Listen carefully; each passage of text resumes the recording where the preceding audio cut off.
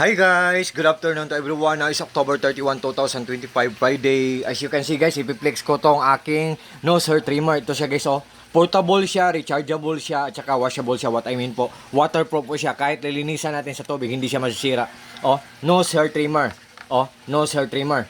Ang purpose po nito, hello po, ang purpose po nito, yung mga balahibong lumalagpas sa ilong natin, hindi yun magandang tingnan guys. So, makukuha siya through or sa pamamagitan ng paggamit natin dito. Meron siyang cap guys, oh, look at guys ha. Pero very smooth lang tanggalin, oh.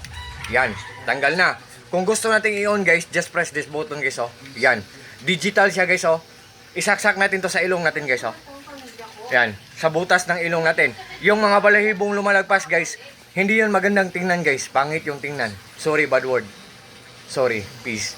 Hindi yun magandang tingnan, so para siyang paa ng cockroach, para siyang ipis, so kunin natin yon sa pamamagitan ng paggamit ng portable pa na nose hair trimmer.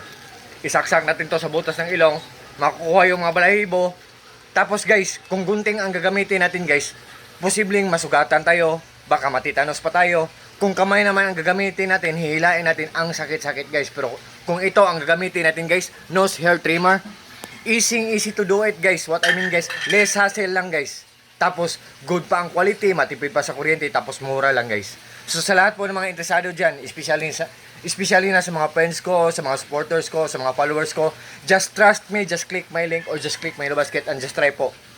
Subukan nyo lang po, for sure po talagang hindi kayo maghinayang kasi walang masayang. For sure po talagang hindi kayo mag-regret. All I can say sa product na to, solid na solid, so very worth it. What you see is what you get. Nothing more, nothing less, walang labis, walang kulang po. Galing po to sa shop na DXY Local Shop. Ang bait po ng seller nito. Seller, God bless po, thank you so much po. Ang bait-bait ng seller nito. So sa lahat po ng mga friends ko dyan, especially na po palaging nag-order sa mga products ko, sa links ko, sa basket ko. Take care always. God bless po tayong lahat, or God bless us all and that's all. Peace. Bye-bye.